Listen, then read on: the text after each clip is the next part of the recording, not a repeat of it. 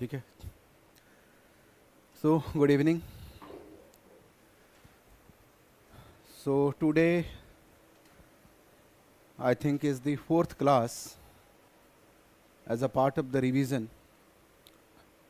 of ancient history with culture. In the first class we talked about prehistoric.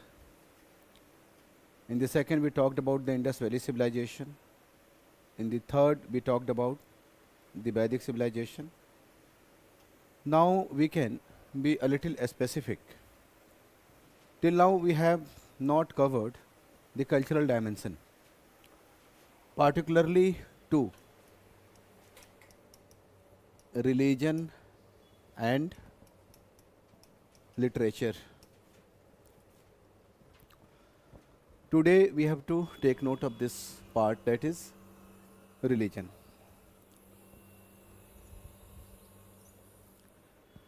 So if we take note of the religious beliefs and practices, and if we have a look at the questions, we identify some patterns. That questions are less about rituals while talking about the religious life, more about philosophical or ideological dimensions. Based on this, let us make a plan for us, that is how to deal with the religion as a cultural theme for our exam. So broadly speaking, three major areas can be identified when we talk about religion. The first we can say is the philosophical or ideological. This is the most important part for particularly for PT examination. Secondly, we have something that we can say rituals. At times rituals are also important, but not always. So depending upon their importance and socio-cultural significance, we can take note of some rituals. Otherwise, we can ignore the ritualistic part of the religions. The third dimension that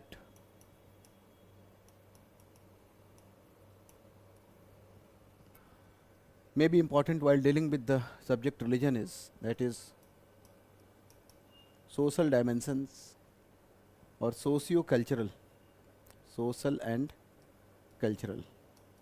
That is social norms and values, cultural norms and values associated with different religions.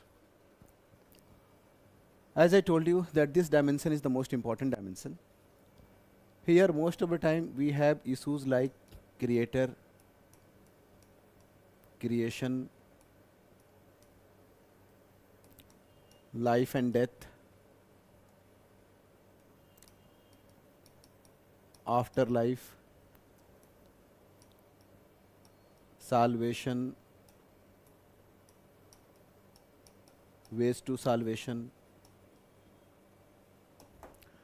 This kind of issues are usually asked, that they can ask this kind of questions ki, which of the following is an atheist religion? In which of the following there is acceptance of the cycles of birth and death? So these are the issues on which we can expect PT questions. So while talking about religion as a theme, we are going to pay primary attention to the philosophical and ideological aspects of the religious life. Occasionally we can also take note of rituals. We can integrate socio-cultural also with a philosophical, because philosophical and ideological dimensions cannot be delinked from the socio-moral aspects of the religious life. Is the approach clear? Now after discussing this approach, let us make a list of the topics for us. When we take note of prehistoric time, when we have hunting, food gathering, scavenging, nomadic societies, tribal societies, they may have their religious beliefs and practices, because religion is most of the time about extra-worldly existence and supernatural. But our difficulty is that we don't have sources, and whatever sources we have are not sufficient to reconstruct their religious life. Particularly ignorant we are of their philosophical and ideological dimensions, which can be reconstructed on the basis of literary sources mainly, not on the basis of archaeological sources. Archaeology throws better light on material conditions, but lesser light on what we can say on the ideological and moral positions.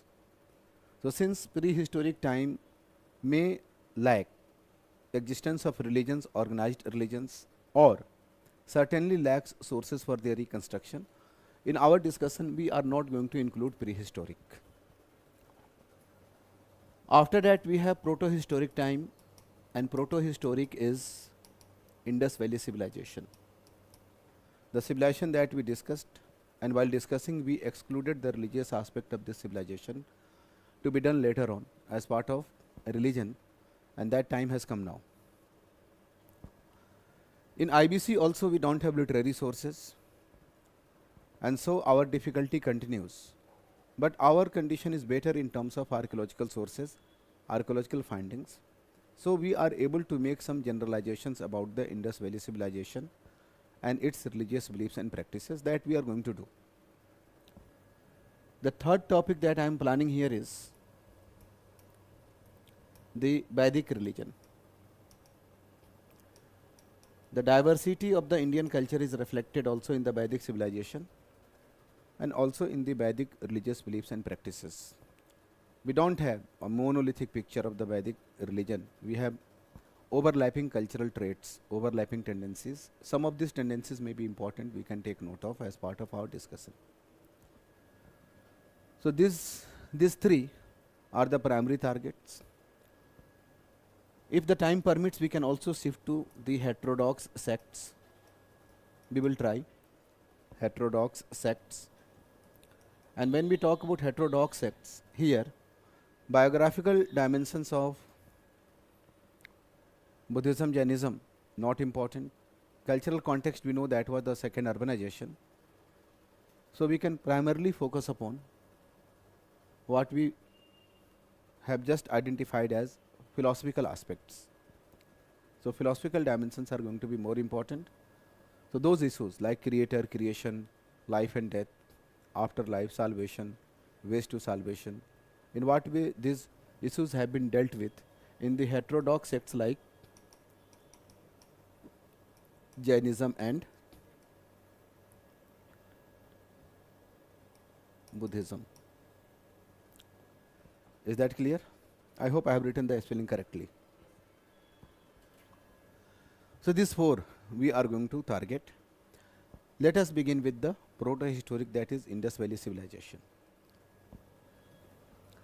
The first thing that we have to take note of is the sources for the reconstruction of the religious traits.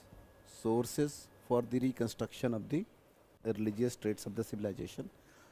As I told you that first thing that we have to notice is that we have lack of literary sources, and so the philosophical aspects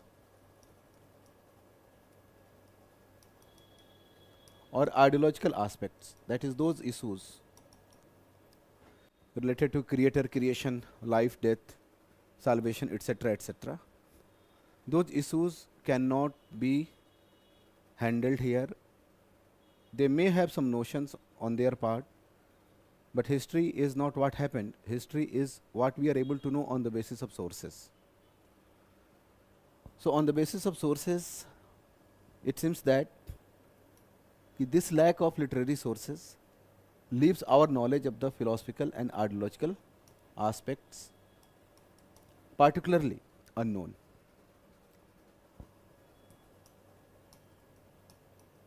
Particularly unknown. We don't know exactly what was the logic, what was the philosophy, what kind of explanations for creator, creation and all those issues we find in the Indus Valley civilization.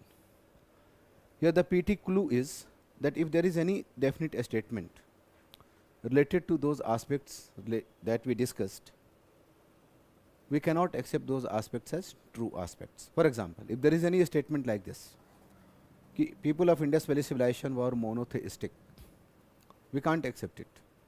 If the issue is, if the statement is they were polytheistic, again that is very difficult for us to accept. Though we have different races, but definitely this kind of ideological and moral positions and this kind of words, this kind of concepts and categories, we cannot use in case of Indus Valley civilization, whose lack of literary sources prevents us from knowing anything concretely or definitively or even suggestively on philosophical and ideological aspects of the Indus Valley civilization. Is this understanding clear? This understanding is going to help us in identifying which statement can be correct or which statement can be incorrect. Now the second dimension is that we have some archaeological sources, and these archaeological sources help us in reconstructing some cultural traits of the Indus Valley civilization. Now in archaeological sources, certain findings are important. One thing is clear, कि we have absence of, relative absence of, this is also part of a statements, religious structures. So we don't identify many structures as religious structures. It simply means that civilization was not dominated by the religious classes, civilization was not dominated by the religious people, or like any other contemporary civilization, like Chinese civilization, Mesopotamian civilization, Egyptian civilization, where we find the system of rule by the priestly classes. That kind of system we cannot accept in case of the Indus Valley civilization. So if they make a statements like this, ki Indus Valley civilization was a priest-ruled civilization, or the priestly classes function as the ruling classes also, that statement we are not going to accept. And the idea is that we don't have temples, we don't have big religious structures, we don't have the domination of the political structure by the priestly classes, and there is a general conclusion that in Indus Valley civilization, traders and merchants may have played the role of ruling classes and not the priestly classes, and that is also one distinction between the Indus Valley civilization and other contemporary civilizations which were priest-ruled civilizations. Clear? Then still we have something which is identified as a religious structure, and there is just one structure, and that is Great Bath of Mohenjo-daro. We have talked about it, and it seems that there was some sort of bathing rituals. Then the next is that their burial system. Burial system is suggestive of the fact that they had developed some notions related to the continuation of life even after the death, because in their graves we have something that we identify as grave goods. So grave goods are placed in the hope that the dead people may need those articles even in their afterlife. So afterlife का concept we can say कि had emerged in the Indus Valley civilization, लेकिन in what form, that we don't know. Afterlife can be conceptualized in different forms. For example, it can be conceptualized in the form of cycles of birth and death. It can also be conceptualized in the form of hell, heaven, or maybe some supernatural kind of entities like ghosts and spirits. So exactly what they believed, that we don't know, but they had developed the notions related to afterlife, that life, death is not the end, life may continue in some form. We definitely don't know those forms even after the death. This is the idea we can derive from their burial practices and their grave goods. Then as part of archaeological sources, we can also have something that is, you must be knowing their terracotta figurines. They also suggest us something about their religious life. So these archaeological findings themselves can be important for PT question, because they throw light on the religious life. So what kind of questions can be framed here? Which of the following throw light on the religious life of the Indus Valley civilization? So this kind of options can be given They can give statements. They can simply ask you which of the following or which of the above mentioned, 1 2 1 2 3 1 2 3 4. This kind of options can be created here. One more source is that Indus seals. Indus seals also throw light on the Indus Valley civilization and its religious life.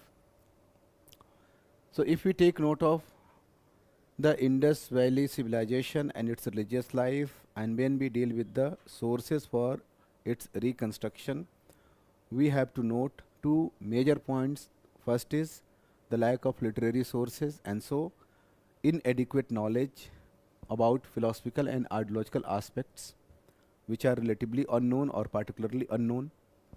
The second is the archaeology is richer here. Archaeological sources are richer. When we compare these sources with the sources which are available for the prehistoric cultures like Paleolithic, Mesolithic, and if we take note of these sources, they are consisting of course, despite this absence of religious structures, great bath, burial system, grave goods, seals, terracotta figurines. These are some artifacts, these are some findings which are suggestive of the religious beliefs and practices of the Indus Valley civilization. Clear? अगर यहाँ से हम आगे बढ़ते हैं तो हम बात करेंगे अब उनके ट्रेड्स की. We have talked about the sources, now we are going to talk about the trades, कि what kind of trades are, or what kind of generalizations, or what kind of, we can also say, characteristics are identified. Here also questions can be based on statements. Which statement is correct, which statement is incorrect.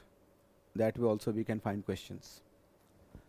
So first thing that we note about the people of this civilization is that they were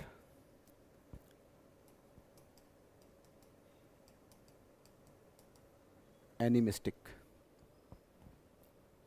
Animism. Now, animism involves worship, or if not worship, simply what we can say, reverential attitude towards some animals and plants. Reverential attitude towards some animals and plants.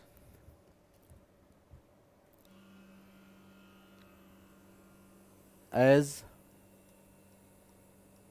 abodes of, that is seen as abodes of some spirits. This is the essence of animism. And we do find evidence of their reverential attitude towards some animals, real as well as mythical. So there is a mythical creature which is frequently displayed on the Indus seals, that is unicorn. Unicorn may have some religious significance, and their attitude towards this creature, which we have not been able to identify with any known creature, and so we also assume that it was a mythical creature, or maybe some species of rhino. Since it is frequently displayed on the Indus seals, the people of this civilization had some reverential attitude towards this animal, and that suggests nothing but animism. Among the known animals, we have humped bulls. Humped bulls, maybe snakes also.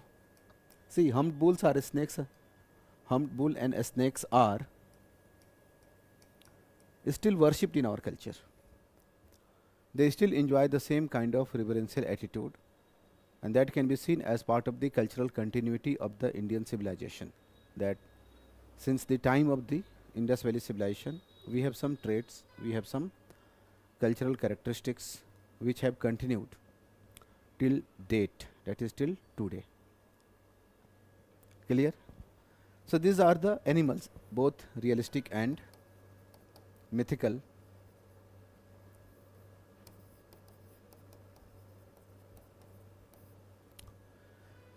Now, if you remember, yesterday we talked about Indus seal, and there also we have some animals depicted on a seal known as the Pashupati seal. So those animals also may have some religious significance. So here fourth we can also write. We know them, we have made a list. Animals depicted on the Pasupati seal, that is rhino, elephant, buffalo, tiger and deer. These are the animals which may have some religious significance because they are depicted as surrounding the so-called Pashupati, yogi or the horned deity of the civilization. If we take note of the plants, because animism involves both reverential attitude towards animals as well as towards the plants, here the peepal tree appears to be the most significant. See, people, snakes, humped bulls, they still continue. And animism even today is widely prevalent in the Indian subcontinent. So this is the first trait that is reconstructed on the basis of whatever sources we have about the Indus Valley civilization, and these sources are archaeological, not literary. After animism, the next cultural trait which can be associated with the people of Indus Valley civilization is what is called iconic. We can say the people were iconic. That simply means they were idol worshippers. Now this conclusion is based on the discovery of a large number of terracotta figurines of mother goddesses. Terracotta figurines.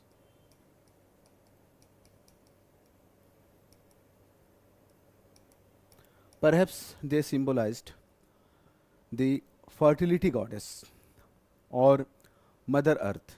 Exactly we don't know, but some sort of fertility cult was there perhaps, which was associated also with the mother goddesses and their worship. This is a conclusion drawn by us. We don't have any literature in which the significance of these mother goddesses and their statues explained by the people of Indus Valley civilization. This is our historical conjecture. And since we are idol worshippers, we also think that their idols may have been worshipped by the people, and the people of the Indus Valley civilization, like us, were iconic. Clear? Now it is not only about the mother goddesses. That is the first evidence of they being iconic. They can give you statements. The Indus Valley people were iconic, idol worshippers. Then second statement, we discovered a large number of terracotta figurines of mother goddesses. So both the statements are correct, and the second is explanation of the first, and first is conclusion derived from the second. It means both the statements explain each other. I hope you understand the nature of the PT questions, which in of course UPSC exam are not only factual but also conceptual, blurring the differences between PT preparation and the main examination preparation.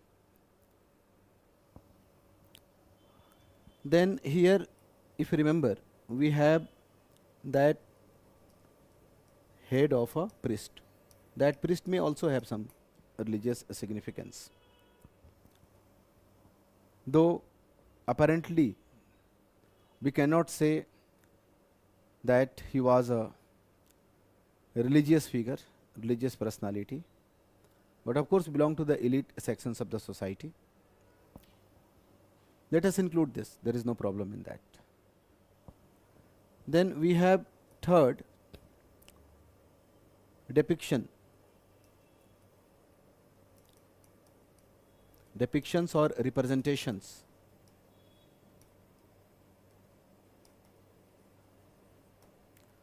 on seals. And here we have the horned deity bearing resemblance with the later Lord Shiva, and so also accepted as a prototype of Lord Shiva, also known as Pashupati Yogi, Pasupati or Yogi. Yogi because sitting in yogic posture, Pashupati because surrounded by animals, horned deity.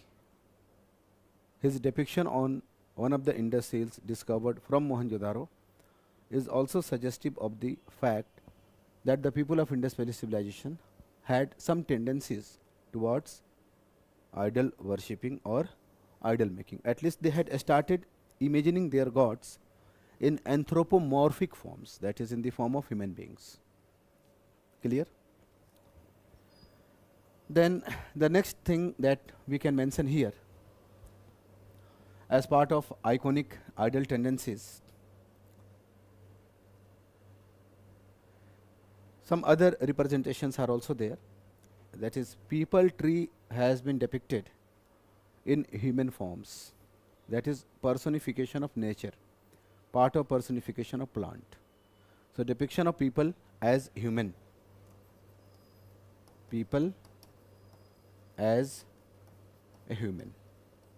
That is, we have branches of the tree, and from the leaves and branches of the tree there is emergence of a human face.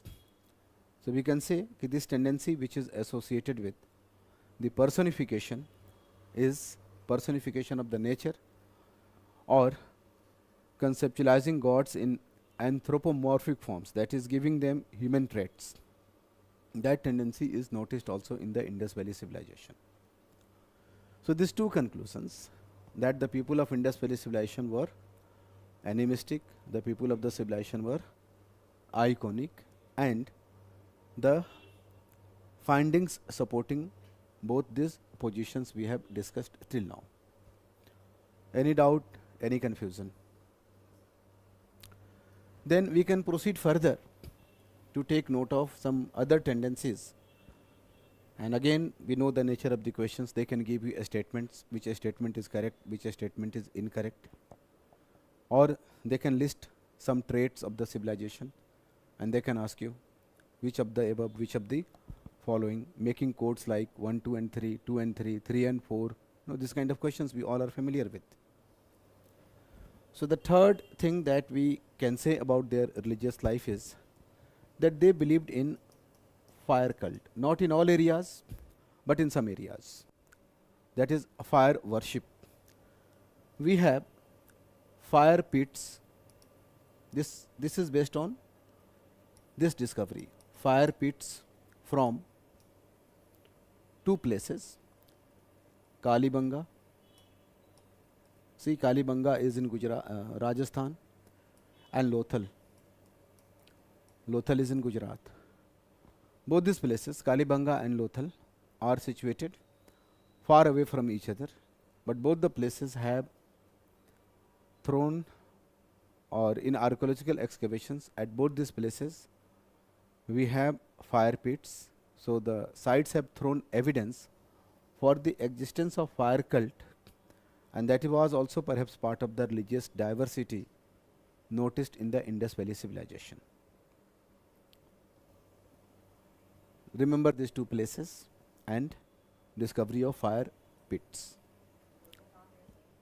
Lothal is in Gujarat. Kalibanga is in Rajasthan. Now the fourth is something that is identified as the fertility cult. इसको हिंदी में उर्वरा की पूजा कहते हैं, इसको अग्नि की पूजा कहते हैं, इसको मूर्ति पूजा कहते हैं, इसको प्रकृतिवाद या प्रकृति पूजा भी कह सकते हैं, लेकिन that is not exactly the nature worship, but something similar. तो फर्टिलिटी कल्ट्स वो कल्ट्स होते हैं जिनका मकसद होता है लैंड की फर्टिलिटी को बढ़ाना, usually noticed in those societies which witness transition from hunting, food gathering to agriculture, that is nomadism to settled life. The societies in which agriculture starts acquiring a prominent place, and so there is a concern to raise the fertility of the soil. And when that concern is raised, we have worship of both, this is a tendency, male and female reproductive organs.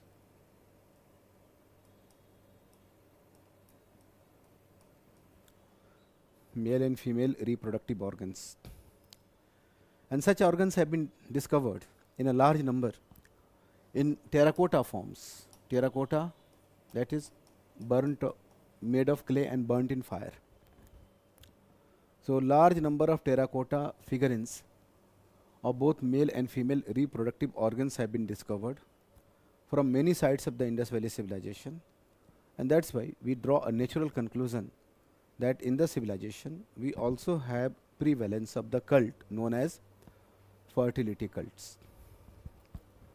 Maybe the so-called mother goddesses also had some connection with this fertility cult, but that connection cannot be well established. Now, this was the fourth trait of the Indus Valley people. Then it also appears that they believed in some sort of superstitions, that is magic, charms and spells. Usually these are part of religious beliefs and practices. Magic, charms and spells. They are part of superstition, but most of the time they derive their legitimacy from religious text or religious discourses. Because God is also supernatural and these things are also supernatural. So, religion is mostly a system based on faith, and these are also based on faith. So, there is a relation. So, magic, charms and spells suggested by discovery of a large number of objects which are known as their amulets. So, we have discovered some objects identified as the amulets of the Indus Valley civilization, and that's why we draw a conclusion that the people of the Indus Valley civilization had some sort of belief in the supernatural entities and supernatural practices, maybe superstitious also, like magic, charms and spells, that they conceptualized some evils, abstract evils, and tried to ward them off on the basis of some rituals or some magic. So, any statement like this, that is going to be important for us. Since in the Indus Valley civilization we don't have concrete findings related to the religious life of the people, there is a all possibility that in case of Indus Valley civilization, questions are going to be based on statements only. Questions are going to be based on understanding only, not on the basis of concrete facts and details. Then one thing more we can write, that is some sort of belief in the afterlife. That cannot be ruled out. That cannot be ruled out. Ki people of Indus Valley civilization had developed some sort of belief in the afterlife, even at Mesolithic stage of cultural development earlier. In prehistoric times, we have noticed some strange rituals, some burial practices, intentional disposal of the dead bodies, and all are suggestive of what? Some sort of belief in the afterlife, that is continuity of life even after death, though the form of continuity we cannot ascertain. We cannot ascertain the form of a continuity. Is that clear? So, these are some of the observations we draw, or we have arrived at, or conclusions we have arrived at on the basis of the study of whatever little sources, archaeological sources we find, which are helpful, which are suggestive of the religious beliefs and practices of the Indus inhabitants. Here, one thing is also remarkable for us, that if we look at contemporary India, that is, if we look at our own time, what we find is that most of these beliefs and practices are still continuing. That is what? Cultural continuity. Animism is widely prevalent even today. Idol worship, I hope understand, that is quite common in our country. Fire cult, that is, fire is still sacred. Fire has religious significance even for the Vedic people. Fertility cults, of course, in not mainstream as part of the mainstream, but in mainstream also we have some remnants. For example, linga worship and some other kind of worships. And here I think magic, charms and spells are universal in our culture, irrespective of region, irrespective of religion. Everywhere we have magic, charms and spells. So one conclusion we can draw, one more conclusion, ki they were like us or we are like them. In both the cases, we have something that can be known as the cultural continuity of the Indus Valley civilization, which is a part of the cultural continuity of the Indian civilization, which differentiates the Indian civilization from other contemporary civilizations, which could not leave a mark as profound, as continuous as the Indus Valley civilization has left on the trails of history. This way we can conclude. Is that clear? Now we can proceed further and we can take note of the religious beliefs and practices of the Vedic people. That is Vedic. We can say Vedic religion or Vedic, yes, we can say Vedic religion, but we can say so with this understanding that we do not have monolithic traits, or monolithic traits are not found. And today Indian civilization is known for its cultural diversity. It seems that even in the Vedic literature, the same diversity is reflected. But first let us talk about the sources. What are the sources for the reconstruction? So sources are same, that is, we have the Vedic literature, and in our one of the previous classes we have discussed what is Vedic literature. That is 4 Vedas, Rig Veda, Sam Veda, Atharva Veda, and 3 derivative works, that is work derived from the Vedas, known as Brahmanas, which are ritualistic texts, Aranyakas, also known as forest books, which are known for metaphysical discourses, and finally we have the Upanishads. Upanishads are different from Brahmanas because they are philosophical and they came to be composed by ancient sages or ascetics and hermits whose perspectives were different from the Brahmanas who had started championing the cause of Brahmanism. Clear? So we cannot construct Vedic literature. That is the source. Religious beliefs and practices. And in Vedic literature also we have many layers. So it is not that, see, if we talk about the Vedic literature, we have a time period that is from 1500 to 1600, around 1000 years. Can we expect that throughout this 1000 years there remained uniformity and continuity in the Vedic religious beliefs and practices? Continuity can still be expected and that is accepted, but no uniformity. Cultures and civilizations are never static, and religions are part of philosophical and ideological aspects. The moment we have changes in our life, in our material life, in our socio-cultural structure, we also notice changes in our ideological and philosophical positions. So religious beliefs and practices can also be changed over time. So what we notice is, on the basis of the Vedic literature, and here we are not going to create a distinction between Rig Vedic and later Vedic because traits are overlapping. So in the very beginning, Rig Vedic Aryas appear to be, that is first trait. First thing that is we have to know is overlapping traits.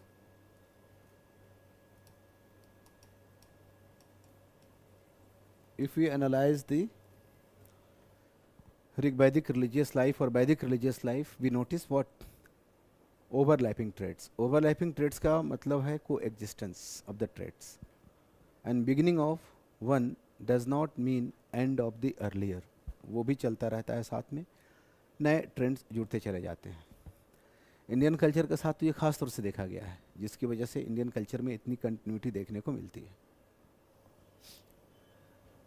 अगर हम trades की बात करें, यहाँ तो nature जान गए कि इनके नेचर क्या है, ओवरलैपिंग है. अगर ट्रेड्स की बात करें तो Rig Vedic Aryas in the very beginning in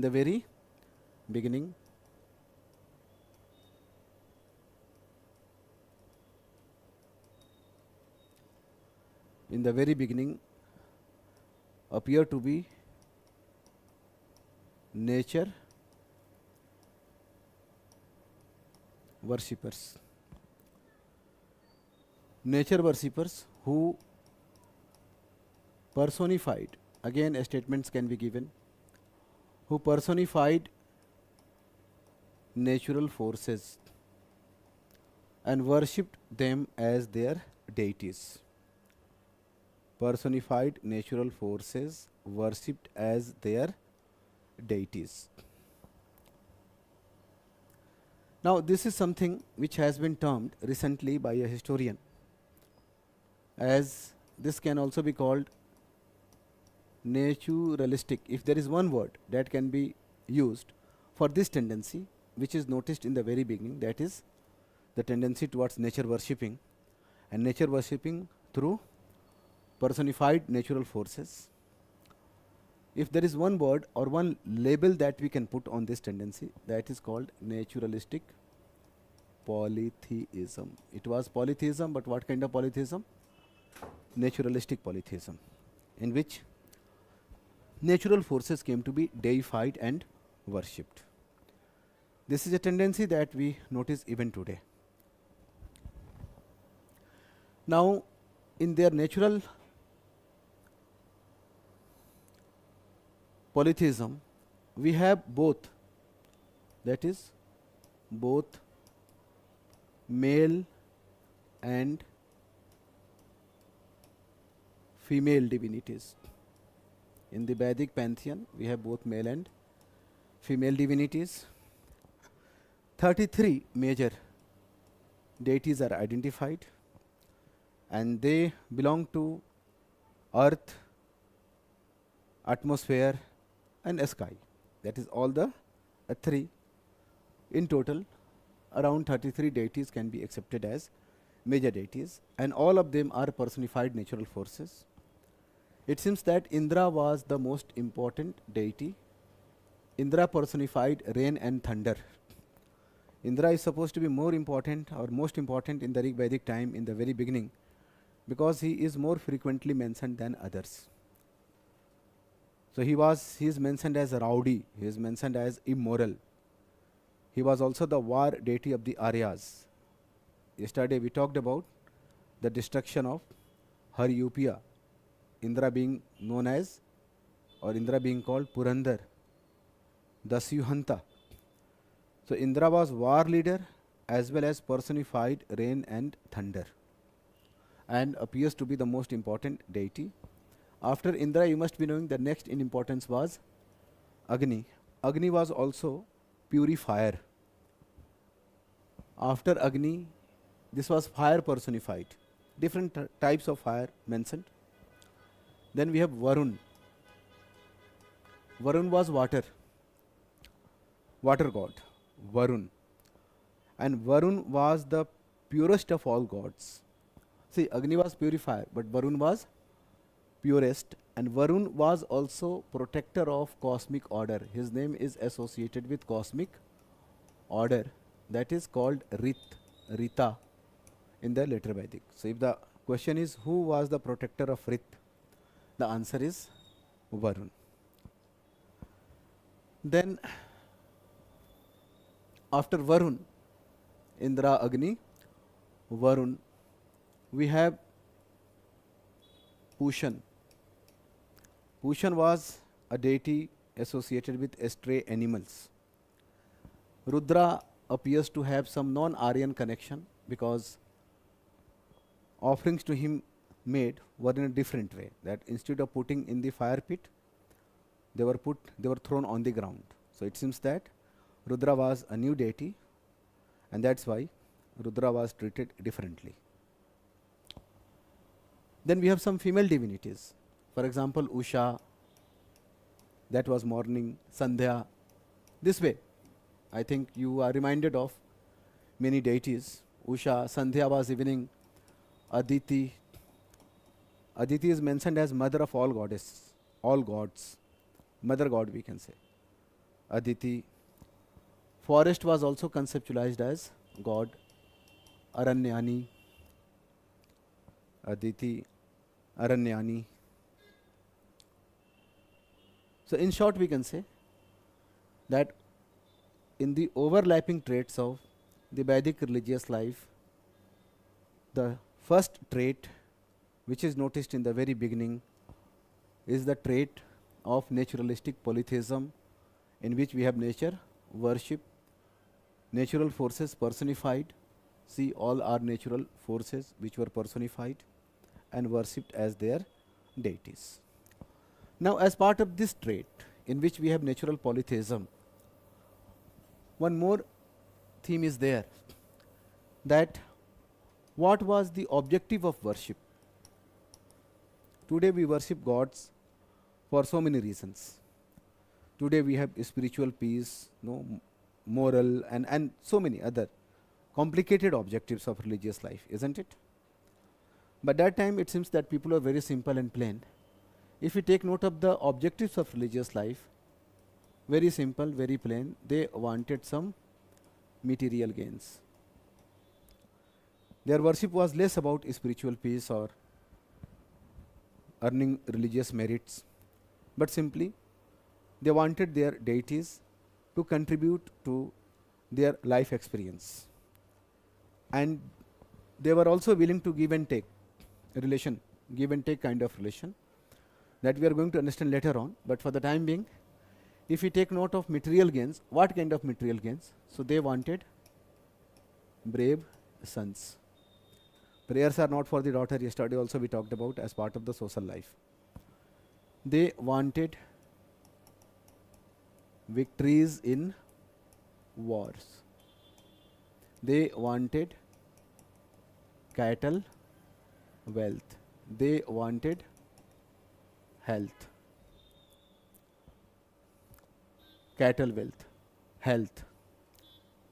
These things can be presented as the objectives of their religious life. So, worshipping personified natural forces for deriving material gains like this, and this.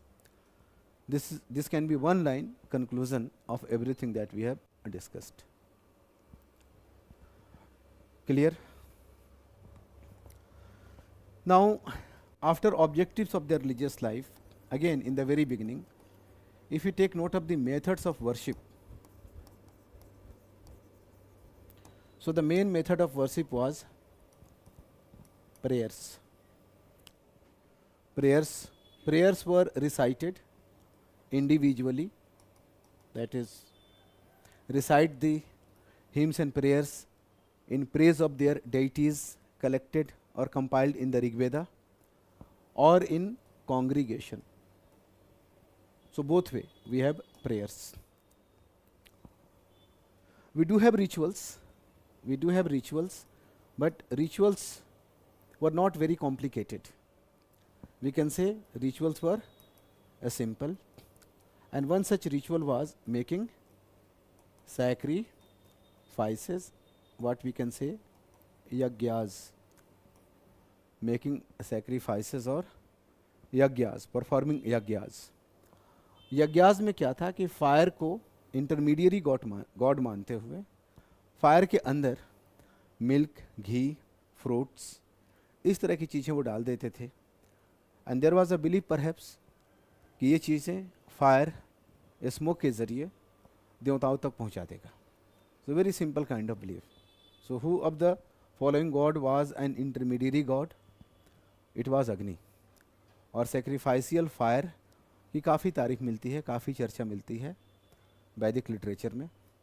और यज्ञ की पवित्र अग्नि जिसे कहते हैं, उसमें कुछ चीज़ें जो वो चाहते थे कि उनके देवताओं तक पहुँचे, उसको डाल देते थे और उसके बेसिस पर हमें वहाँ पर उनकी पूजा होती थी। ठीक है ना? अब एक सवाल ये पैदा होता है, we are still talking about the same time, that is early traits in the very beginning.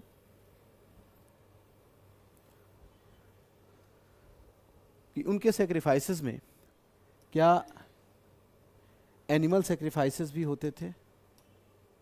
ये स्टेटमेंट हो सकता है कि एनिमल सेक्रीफाइस था या नहीं था, क्योंकि animal sacrifices are usually later on related to the later Vedic phase and seen as perversion, as deviation from what is called original Vedic religion, something that in the 19th century was perceived as true Hinduism. So this issue is going to be an important issue. So one thing is very clear कि yes, animal sacrifices were there but not widespread, it was limited. यानी कि अगर scale wise comparison करें बाद के दिनों से, तो ऋग वैदिक फेज में एनिमल सेक्रीफाइसेस नोन तो थे लेकिन उतने वाइडली प्रैक्टिस्ड नहीं थे। उसी तरह से we don't have evidence of idols, so we can safely reach this conclusion, no idols. यही वजह थी कि 19th सेंचुरी के रिफॉर्मर्स ने जब आइडल वर्शिप को एक बुराई मानते हुए सुधारने की कोशिश की, so they also talked about revival of the Vedic beliefs and practices. Go back to Vedas, Arya Samaj के फाउंडर का यह स्लोगन आपने सुना होगा। And we know Arya Samaj was not in favour of idol worship, isn't it? और जब आइडल्स नहीं होंगे तो ये भी जान लीजिए कि इस समय हमें टेम्पल्स नहीं मिलते। So no idols, no temples. We do have animal sacrifices but very limited. Priests are mentioned, priests are mentioned, 7 types of priests are mentioned. लेकिन ऐसा लगता है कि अभी रिचुअलिस्टिक कॉम्प्लेक्सिटी और प्रिस्टली डोमिनेशन का टाइम नहीं आया था। ठीक है ना? जैसे ऋग्वेदा के साथ एक प्रिस्ट है जिसको कहते हैं होत्री। होत्री वाज एसोसिएटेड विथ ऋग्वेदा, यह उसको रिसाइट करने का काम करता था। ठीक है? उसी तरह से there was a priest called udgatri, ये साम वेदा के लिए था। इस तरह से और भी दूसरे पृष्ठ हैं। तो हम ये नहीं कह सकते कि ब्राह्मणास भी थे उस समय पृष्ठ, बल्कि Brahmanas were one category of the 7 types of priests, one type of the 7 types of priests. बाद में वही डोमिनेट करने वाले थे। तो priests are there but priestly domination is not there. Rituals are there but ritualistic complexities are not there. ठीक है? और जो इनके सेक्रीफाइसेस थे, जो इनके सेक्रीफाइसेस थे, यज्ञास थे, वो 2 लेवल पे होते थे। एक तो डोमेस्टिक लेवल पे भी होता था। डोमेस्टिक सेक्रीफाइसेस को अग्निहोत्रा कहा गया है। Agnihotra, that is domestic sacrifices. Public sacrifices अभी थोड़े बहुत पॉपुलर नहीं थे, लेकिन फिर भी होते थे, but they are not very a popular kind of sacrifices. Is this clear? So this is the Vedic religious life in the very beginning, that is in the beginning of the Rigveda. लेकिन अब यहाँ पर inter relation भी होते हैं और PT questions में भी स्टेटमेंट दे देते हैं। सो वी नो कि Vedic economy was changing from agro pastoralism to agriculture, from nomadism to settled life, isn't it? And we also know that we have social differentiation, social stratification, we have the varna system, we also know that there was shift towards state formation. So जब life के बाकी दूसरे dimensions में इतने profound changes हो रहे हैं, so what do you think, religious life is going to remain aesthetic? ये तो नहीं होगा। ठीक है ना? तो अब यहाँ पर दूसरा जो ट्रेट है जो उभरता है, उसको कुछ लोग कहते हैं ब्राह्मणिज्म। क्या कहते हैं? ब्राह्मणिज्म।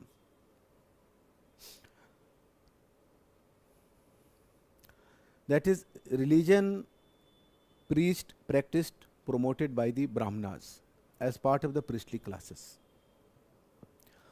अब ब्राह्मणिज्म में एक तो था कि ग्रांड सैक्रिफाइसेस, जिसको कि इमर्जिंग रूलिंग क्लास ने भी क्या किया, प्रोमोट किया, क्योंकि ग्रांड सैक्रिफाइसेस के बेसिस पर उनकी पॉलिटिकल पोजीशन को लेजिटिमेसी मिलती थी, और उस तरह के ओकेजन्स पे ब्राह्मणास को बड़े पैमाने पर डोनेशन मिलता था. सो ग्रांड सेक्रीफाइसेस में कुछ सेक्रीफाइसेस इनके बड़े ही इंपॉर्टेंट हैं, या ग्रांड ओकेजन्स में, जैसे आपने नाम सुना होगा राज सूय यज्ञ. राज सूय यज्ञ, रूलिंग क्लास को यह बताया गया कि इसको अगर आप परफॉर्म करते हो तो your position will be legitimate, you will acquire sovereignty. इसमें एक डाइस का गेम खेला जाता था, जिसमें कि रूलर को जिताया जाता था. आप अंदाज़ा लगाइए कि ये मैच फिक्सिंग जैसी कोई चीज़ थी. उसकी मोरल पोजीशन को, उसके आइडियोलॉजिकल पोजीशन को एस्टेब्लिश करने का ये तरीका था. एक दूसरा सेक्रीफाइस है जिसको आपने सुना होगा Vajapeya sacrifice. That is Vajapeya yajna और sacrifice both are interchangeably used. इसमें एक चैरियट रेस होता था वाजपेय वाले में, और उस चैरियट रेस में राजा को जिताया जाता था. And that's why we have some sort of nexus between the emerging ruling classes and the emerging priestly classes. That is, priestly classes and ruling classes came together to dominate the whole society. That is historical understanding of the Brahmanism. Clear? यहाँ पर एक और sacrifice है जिसका नाम आपने जरूर सुन रखा होगा. That is Ashvamedha sacrifice. पुरुष मेधा की तो बात हम लोगों ने की थी, कल की थी. Ashvamedha sacrifice, that is horse sacrifice.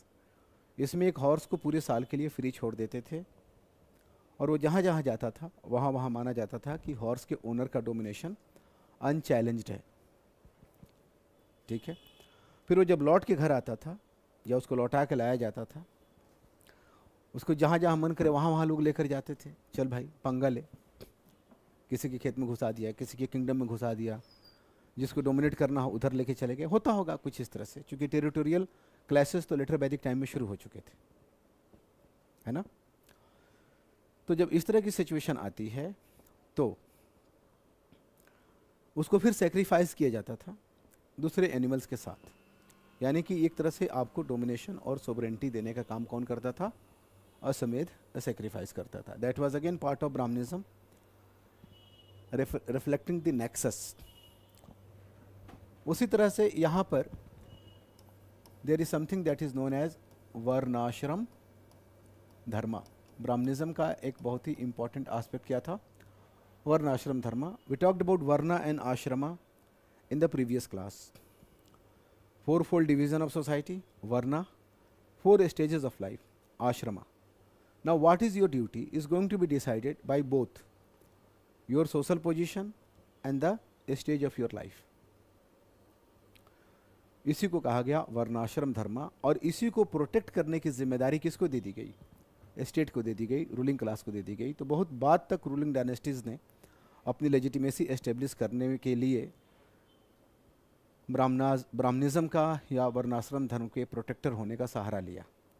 जैसे एक साउथ की रूलिंग डायनेस्टी है, you may be knowing, Satavahana dynasty. तो सातवाहना डायनेस्टी का एक रूलर है, उसका नाम है गौतमीपुत्र सतकर्णी. जो गौतमीपुत्र सतकर्णी अपने आप को एक ब्राह्मण यानी कि ओनली ब्राह्मण तो कहता ही है, वो ये भी कहता है कि ही restored the varnashrama dharma which had fallen in disuse. तो he takes credit for this, that Satvahanas, a new tribe in that area, trying to find justification of their rule in the name of protecting Brahminical norms and values. Is that clear? ये letter वैदिक tendencies हैं जो कि बाकी जो economic, political और social life में हो रहा है उससे जुड़ी हुई हैं. शायद अगर सोशल स्ट्रैटिफिकेशन नहीं होता तो ब्राह्मणिज्म का राइज नहीं होता, स्टेट फॉर्मेशन नहीं होता तो ब्राह्मणिज्म को इस लेवल का पैटर्नेज नहीं मिलता. इकोनॉमी में अगर चेंजेस नहीं होते, प्रोडक्शन अगर नहीं बढ़ा होता, इतना सरप्लस नहीं होता, तो इतने बड़े बड़े सेक्रीफाइसेस आप ऑर्गेनाइज नहीं कर सकते थे और इतने बड़े लेवल पे ब्राह्मणास को डोनेशन भी नहीं दे सकते थे। अब इसी ब्राह्मणिज्म का एक और ट्रेट है जिसको कहते हैं theory of Karma. Theory of Karma, आपके कर्मा से ही आपका नेक्स्ट बर्थ डिसाइड होगा। You may be knowing about one more theory that is known as theory of Sansara, that is transmigration of the soul from one life to another. That is the theory of Sansara. और इसी के basis पर आपको पता होगा कि you may have heard of the talk of 84 lakh yonis, उसमें हम भटकते रहते हैं। हमारे कर्मा के हिसाब से हमारा अगला बर्थ तय होता है।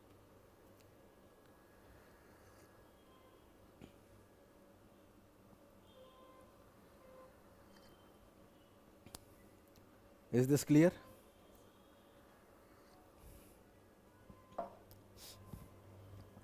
सो this was Brahmanism.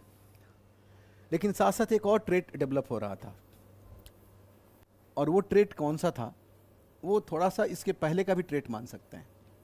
So we are talking about Vedic religion and we are talking about overlapping traits, and while talking about overlapping traits we have taken note of first one, that was natural polytheism, ठीक है।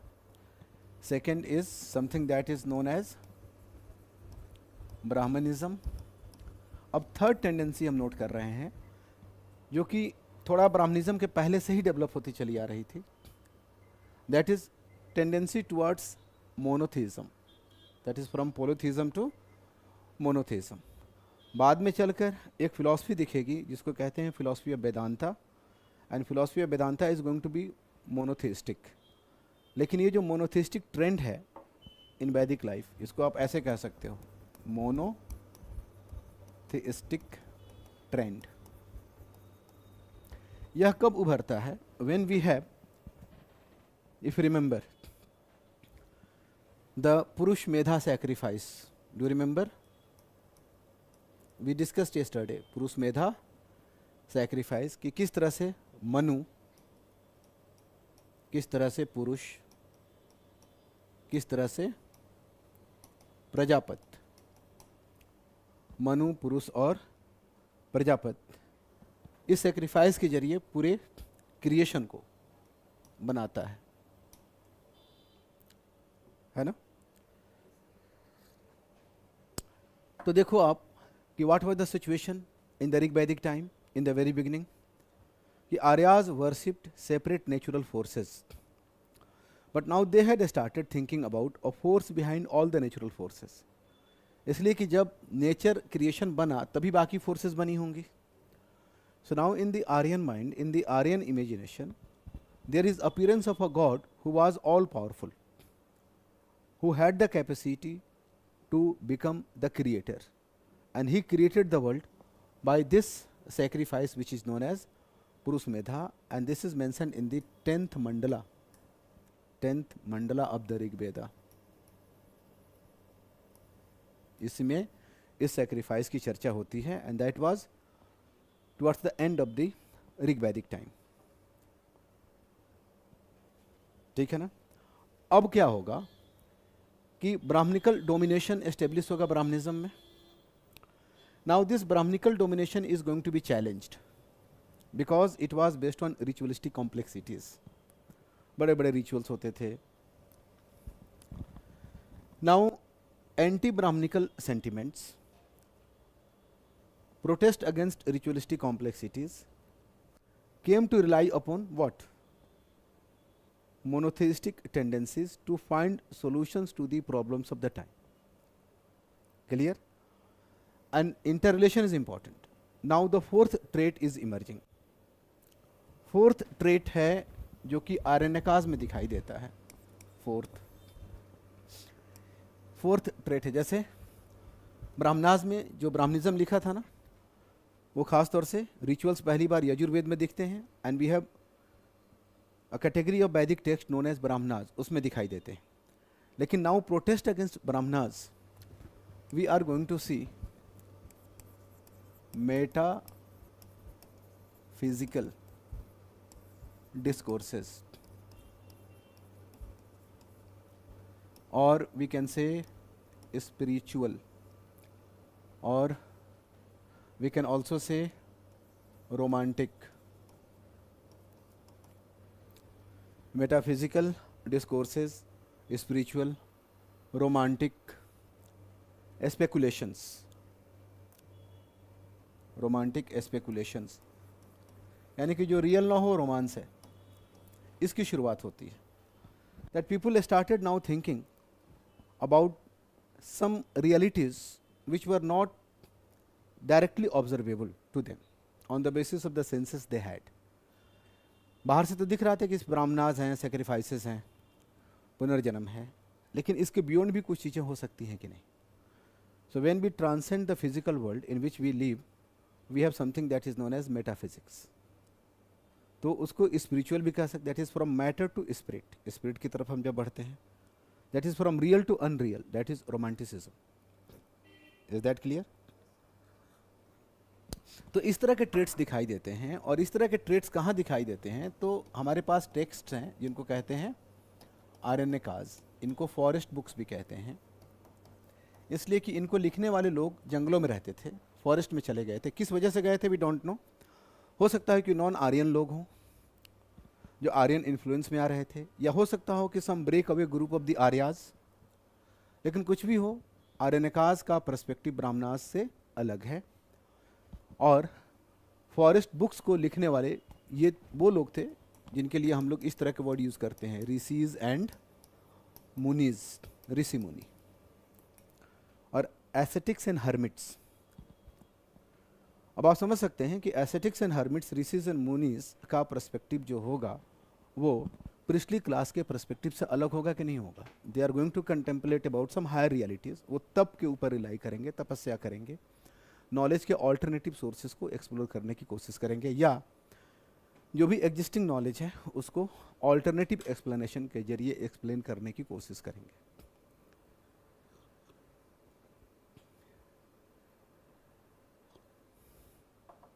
Is this clear? यहां माना जाता है कि this is beginning. अब यहीं पर पहली बार उस तरह के अनकंफर्टेबल क्वेश्चंस पूछे जाएंगे कि हु एम आई, हम कौन हैं, कहाँ से आए हैं, लाइफ का मकसद क्या है. Do remember philosophical issues? This was the beginning when we have such metaphysical discourses. लेकिन इस ट्रेंड को और सपोर्ट मिलता है अगर हम आगे बढ़ें तो. वो पांचवा ट्रेड के तौर पे हम लोग आइडेंटिफाई कर सकते हैं, and that is found in the Upanishads. And that is what. अब पहली बार हमारे पास लिटरेचर भी है और डेवलपमेंट भी इस लेवल का है कि we can take note of the philosophical dimensions. Philosophical text उभरते हैं, और ये कौन है? You must be knowing about Upanishads. Upanishads are the last part of the Vedic literary tradition. So Upanishads are also known as Vedanta, Ant, marking the end of the Vedic literary tradition. और इसी वजह से इनके अंदर जो फिलॉसफी दिखाई देगी उसके लिए हम लोग कौन सा नाम देंगे? वेदांता का नाम दिया गया है. ठीक है. ये जो उपनिषद थे ये अलग अलग जगहों पर सैकड़ों सालों तक लिखे गए, वही ऋषि मुनि लोगों ने लिखा. इनका जो क्वेश्चन, इनका जो फॉर्म है वो क्या है? क्वेश्चन आंसर का फॉर्म है कि कुछ क्वेश्चंस पूछे जाएंगे और कुछ आंसर्स दिए जाएंगे. जैसे यम नचिकेता कन्वर्सेशन का नाम आपने सुना होगा. उन क्वेश्चंस में वही सवाल पूछे जाएंगे जो फिलोसफिकली इंपॉर्टेंट होंगे, जैसे सोल क्या है, डेथ क्या है, लाइफ आफ्टर डेथ क्या है, कुछ इस तरह के. वही क्रिएटर क्रिएशन वाला जो हम लोगों ने शुरू में देखा था कि उस तरह के मुद्दे पे क्वेश्चंस बनते हैं. तो उस तरह के क्वेश्चंस को न सिर्फ यहाँ रेज किया जाएगा थ्रू सेशंस. ये जो उपनिषद है ना, इनका मतलब होता है लिटरेरी सेशंस, जहाँ लोग बैठ के क्या करेंगे? डिबेट और डिस्कशन करेंगे. और डिबेट और डिस्कशन का फॉर्म क्या होगा? क्वेश्चन और आंसर का फॉर्म होगा.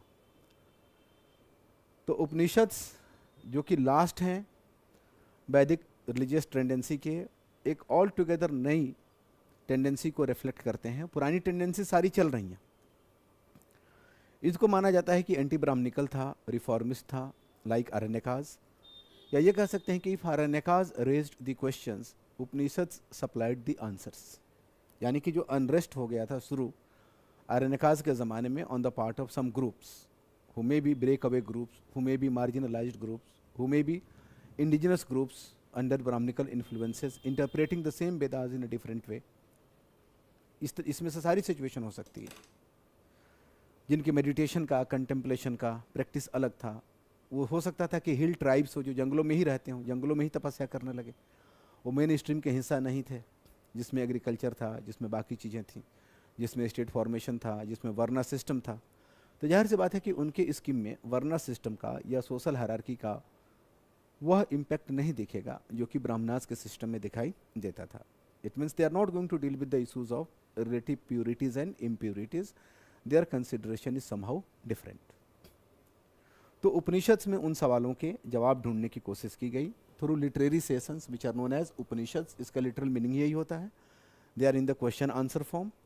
इनमें जो सवाल पूछे गए वो एक जैसे हैं, जवाब अलग अलग हो सकते हैं, कुछ भी हो, लेकिन इन उपनिषद में पहली बार पांचवें रिलीजियस टेंडेंसी में, जिनको उपनिषद लिखा था हम लोगों ने, फिलोसफिकल इशूज और फिलोसफिकल क्वेश्चंस, वही creator, creation, body, soul, life, death,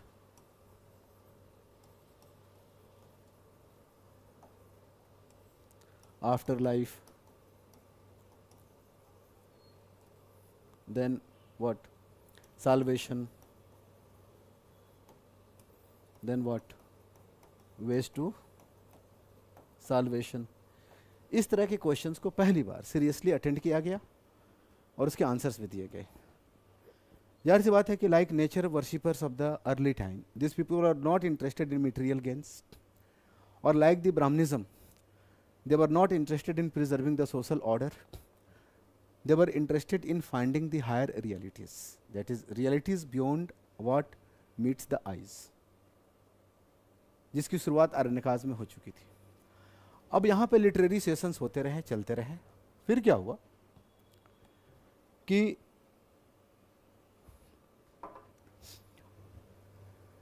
अब आप यहाँ पे एक चीज़ और समझ लो कि when we have the 19th century reformers, and when the 19th century reformers started relying upon Vedic tradition for their reformist agenda, out of all these 5 traits, that is, first was nature worshipping, they did not rely upon them. Second, Brahmanism, rituals, they did not rely upon them. Getting this idea? They made their reliance ultimately upon what?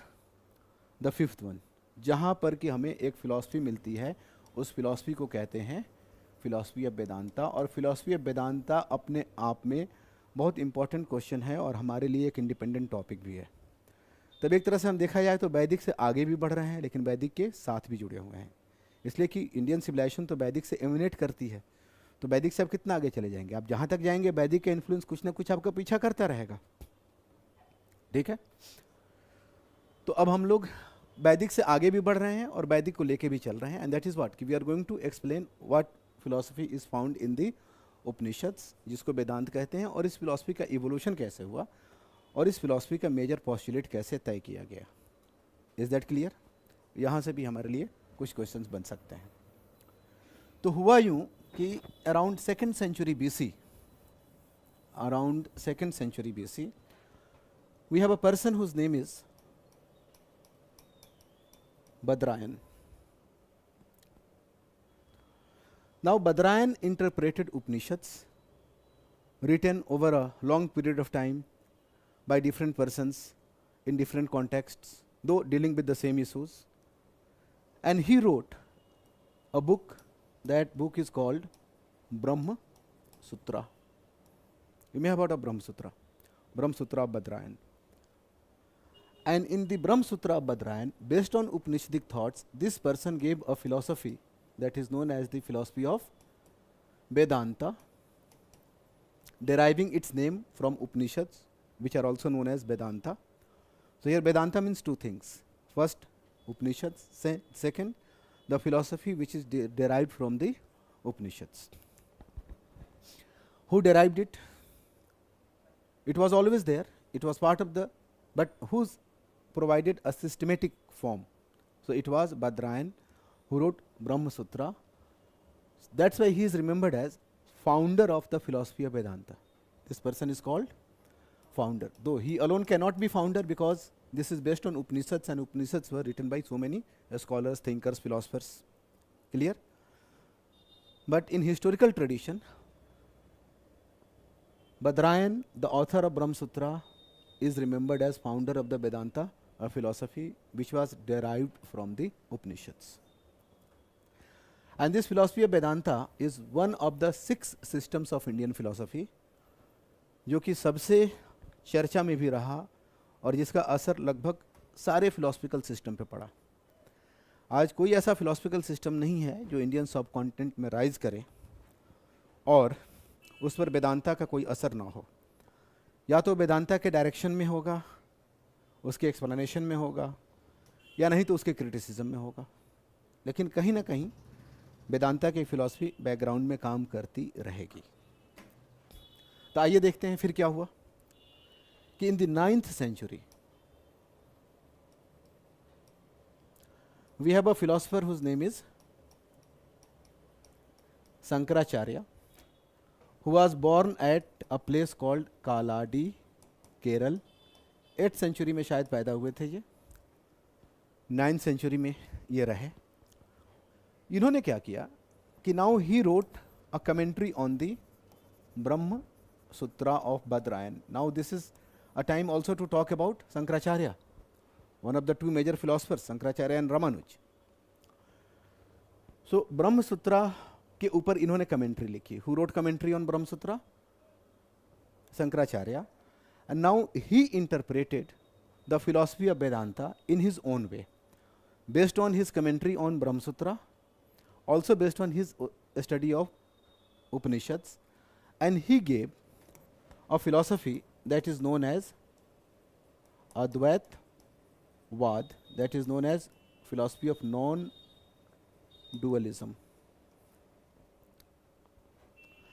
So non-dualism or Advaitvad is basically a derived philosophy from Vedanta, or we can say this is the most popular form of the philosophy of Vedanta. Clear? अब आपको statement वाले questions बन सकते हैं कि which statement is correct और incorrect about the philosophy of Vedanta. तो थोड़ी सी चर्चा हम लोग फिलॉसफी इस फिलॉसफी के ऊपर भी कर लेते हैं. बहुत आसान है समझना, क्योंकि इसके जो पॉस्टुलेट्स हैं, जो प्रिंसिपल्स हैं, वो हमारे कल्चरल एग्जिस्टेंस के हिस्सा हैं, and we all are somehow familiar with all this postulates. कभी ना कभी हमारे लाइफ में हम लोगों ने जरूर इनके बारे में सुन रखा होगा. ठीक है? तो अगर पूछे कि वेदांता के फाउंडर कौन है, बद्रायन. अगर पूछे कि अद्वैतवाद के फाउंडर कौन है, शंकराचार्य. अद्वैतवाद कुछ नहीं है but interpretation made by Shankaracharya of the philosophy of Vedanta, जो कि सबसे ज़्यादा पॉपुलर हो गया.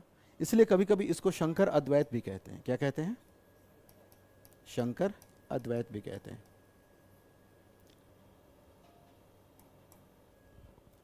अद्वैत का मतलब होता है कोई दूसरे का नहीं होना.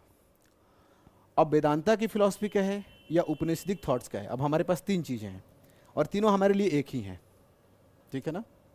तीनों हमारे लिए एक ही हैं. या तो आपसे पूछे उपनिषदिक थॉट्स के ऊपर सवाल पूछे, या वेदांता पर पूछे, या अद्वैतवाद पर पूछे. हमारे लिए the version which was given by Shankaracharya is the most authentic version, और उसी से जुड़े जो पॉस्टुलेट्स हैं उसकी बात हम लोग करेंगे. तो क्या कहता है ये? सबसे पहले कि this is Astik, that is theistic, accepts creator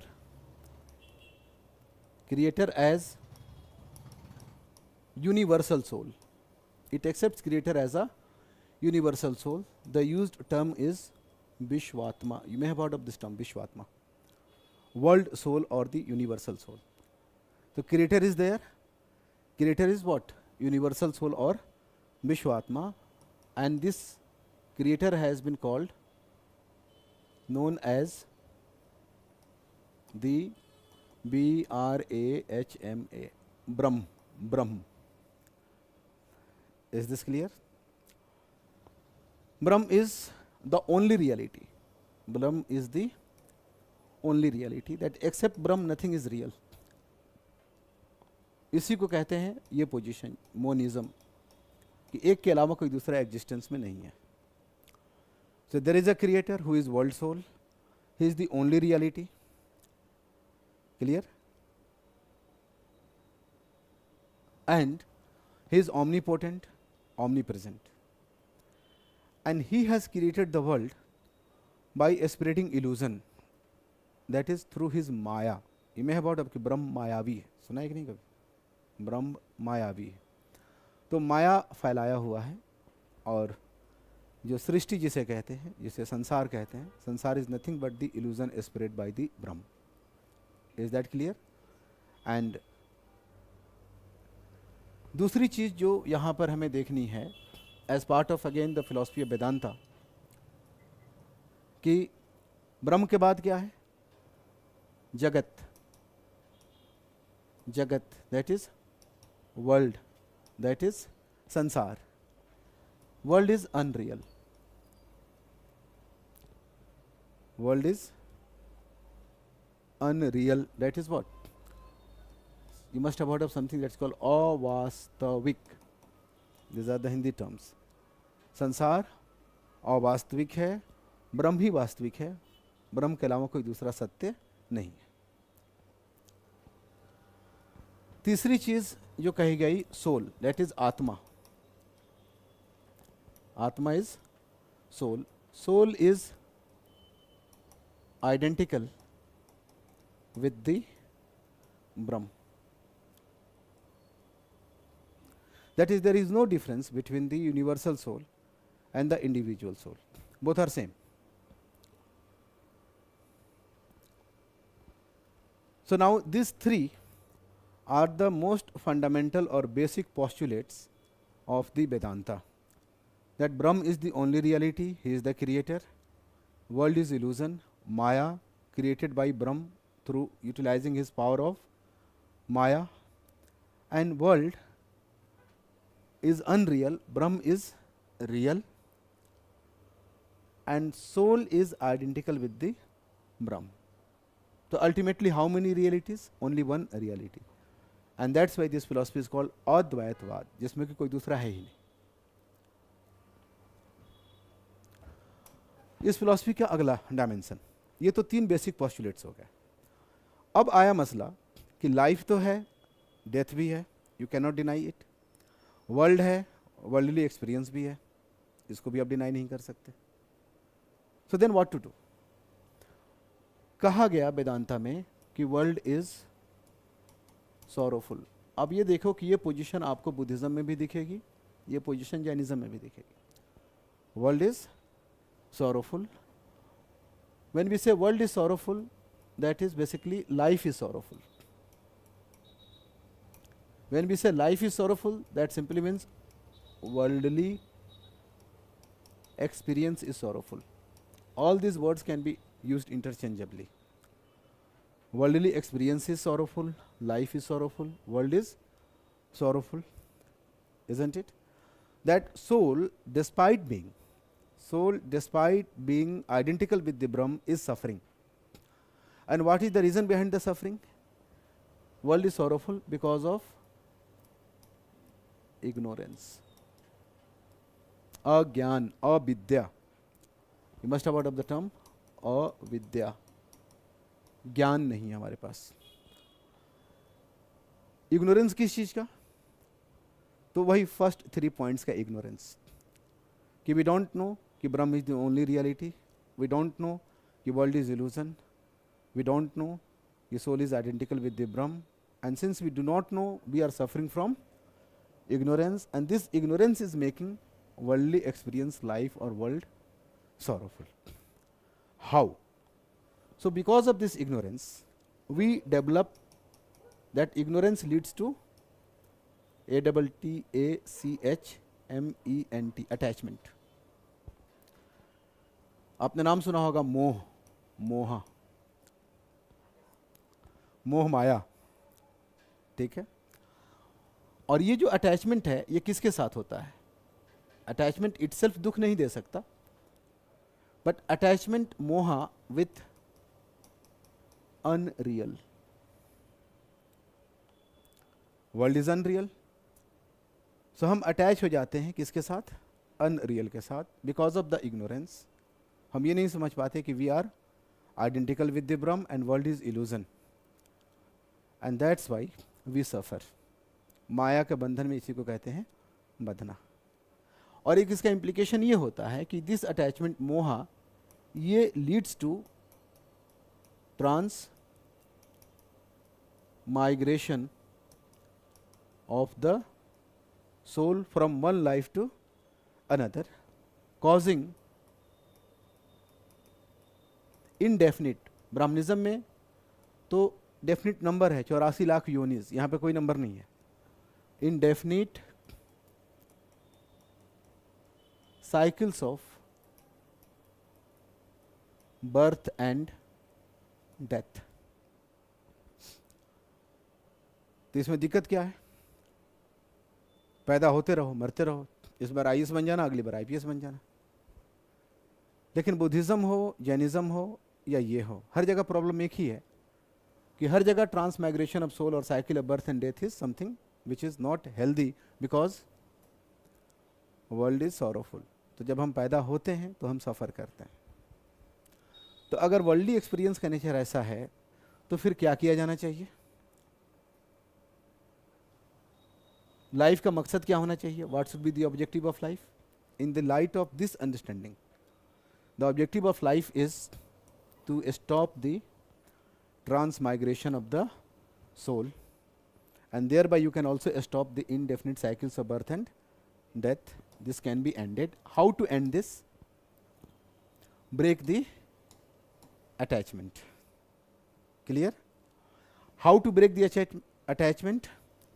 Remove the ignorance. How to remove the ignorance? Accept the Brahm as the only reality, world as illusion, and soul as what? Soul as identical with the Brahm. You must have heard of expressions like aham Brahm asmi, मैं ही ब्रह्म हूं। यानी कि now you don't have to rely upon rituals, rely upon realization. You realize a position and you reach salvation, and salvation is moksha. When this happens, this is called moksha. और मोक्षा आपको कैसे मिला? ये जो पूरा पाथ है, this path is known as JNANA, jnana मार्ग. I hope you understand that in our tradition, 3 important ways to salvation prescribed. Gyan Marg, that is path of knowledge; Karm Marg, that is path of duty; and Bhakti Marg, that is the path of love, surrender and devotion. So out of these 3 ways, Vedanta is associated with Gyan Marg. Later on, through interpretations, Vedanta में भी बाकी चीज़ें शामिल कर ली गई, but these are part of the later developments. So हम लोग सिर्फ बदरायन की बात नहीं कर रहे हैं, कल को अगर शंकराचार्य पे भी क्वेश्चन आ जाता है तो अकॉर्डिंग टू शंकराचार्य यही सिचुएशन है. This is the philosophy of Shankaracharya. Is that clear? अब इसके बाद से इंटरप्रिटेशन चलता रहेगा, उसको चलने दीजिए, हम लोग आगे बढ़ते हैं.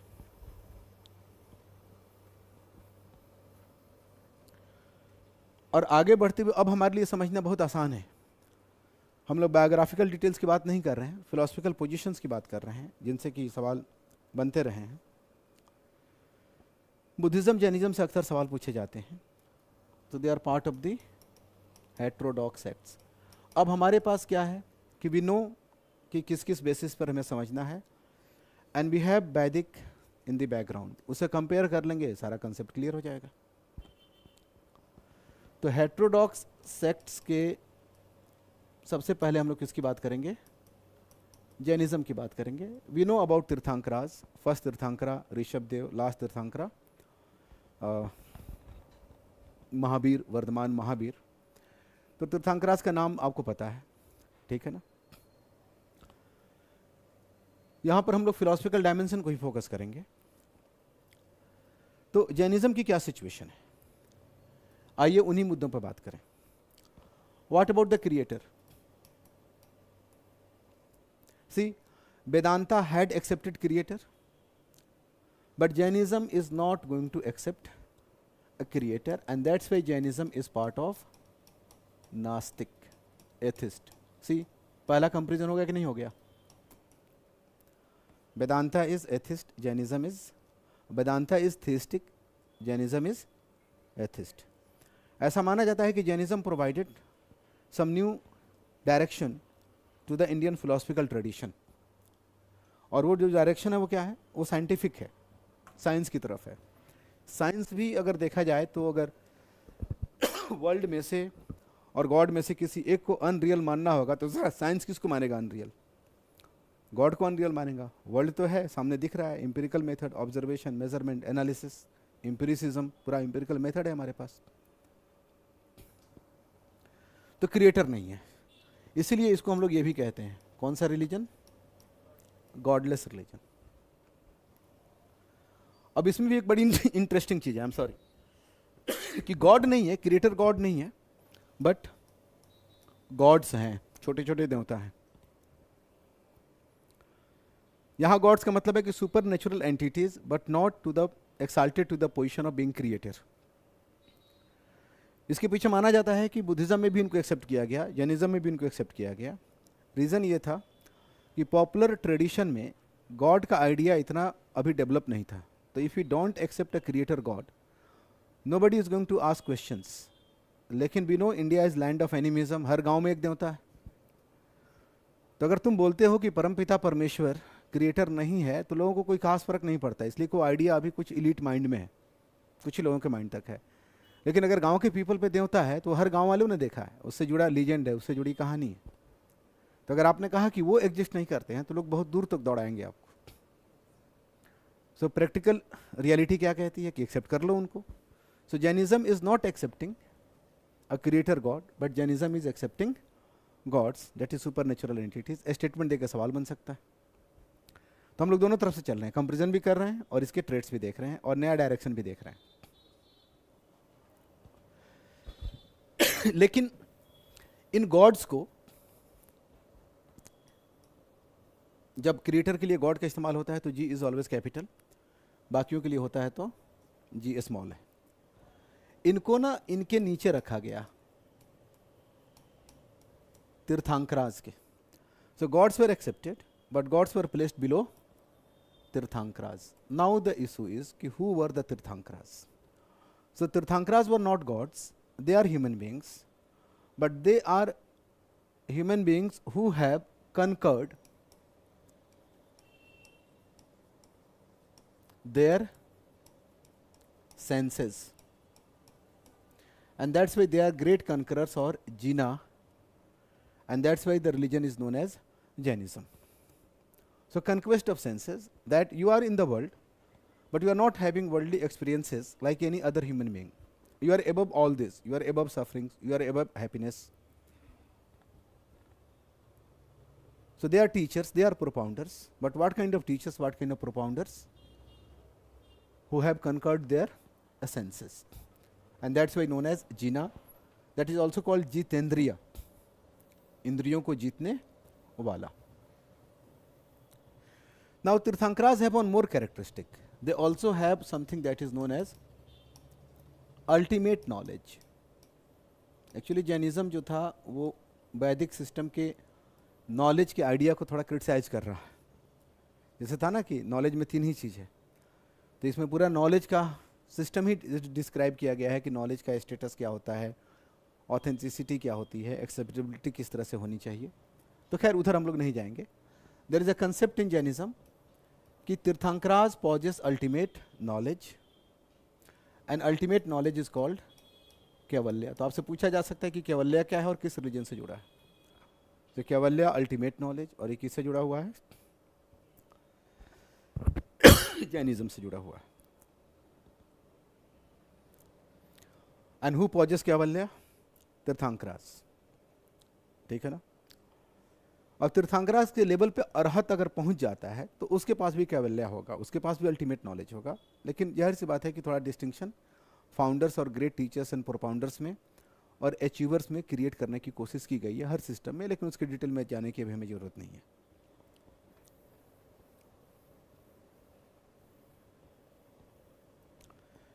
अब दूसरा मुद्दा क्या हुआ? पहला मुद्दा is creator, that we have solved, कि no creator, gods, but gods below Tirthankaras, and Tirthankaras exalted human beings with conquest of senses and possession of ultimate knowledge. अब दूसरा मुद्दा क्या होगा? क्रिएशन का। Now what was the position of world और creation in the Vedanta? That was unreal. यहां पर इतना मान लो कि creation is real, creation is real. Statement based questions.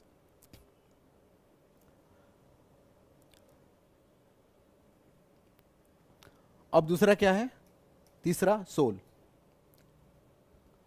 तो soul was identical with Brahman, but there is no such entity like Brahman in Jainism.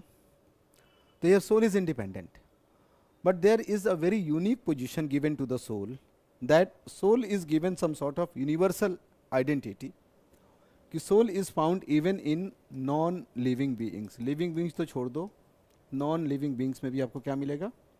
Soul मिलेगा।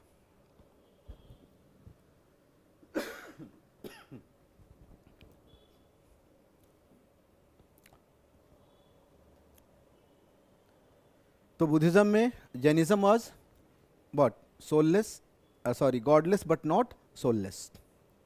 Clear? And world is real. यहां पर भी सेम प्रॉब्लम रिपीट हो जाएगी।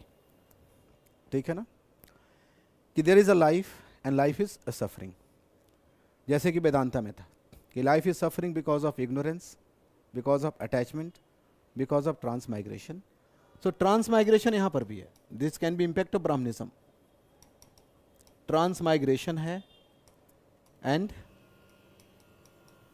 Cycles of birth and death है, और ये पेनफुल भी है।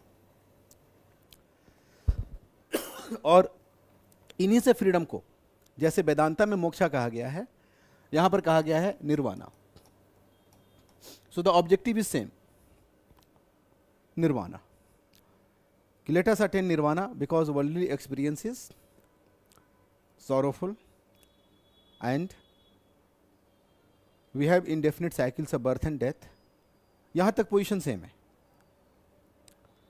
बस यह है कि इस ऑब्जेक्टिव को, जिस ऑब्जेक्टिव को वेदांता में मोक्ष कहा गया है, the same objective has been termed as nirvana in Jainism. Word अलग है। अब यहां पर क्या होगा कि मोक्ष कैसे लिया जाए? तो बहुत आसान था, break the worldly bondages, acquire knowledge. यहां पे साल्वेशन कैसे लिया जाए? तो यहां ये देखना होगा कि यहां प्रॉब्लम की अंडरस्टैंडिंग कैसी है। वहां प्रॉब्लम की अंडरस्टैंडिंग किसके बेसिस पर थी? इग्नोरेंस के बेसिस पर थी, अटैचमेंट के बेसिस पर थी। यहां प्रॉब्लम की अंडरस्टैंडिंग अलग है तो सोल्यूशन भी अलग होगा। यहां अंडरस्टैंडिंग ये है कि we have something that is called karma phala. So when we perform some karmas, we have some कर्म फला, and कर्म फलाज क्या होते हैं कि सोल के आसपास इकट्ठा हो जाते हैं। Karma phalas are accumulated around the soul. और ये क्या होते हैं? तो they are in the form of matter. ये वर्ल्ड के कंपोजिशन का हिस्सा है। Matter is called pudgala. Again closer to scientific explanation. So one of the constituents of the world, along with dharma, adharma, that is righteousness, unrighteousness, ether, that is sky, that is, and then Pudgal, that is matter. तो matter क्या करता है कि आत्मा को घेर लेता है, and this causes impurity of the soul. क्या करता है? Impurity of the soul. जब तक सोल के आसपास ये इम्प्योरिटीज रहेंगी, soul is going to suffer from the same fate. So in Vedanta it is ignorance. In Jainism, it is loss of the pure nature of the soul because of accumulation of the karma phala in the form of matter or pudgal, one of the constituents of the universe. Clear?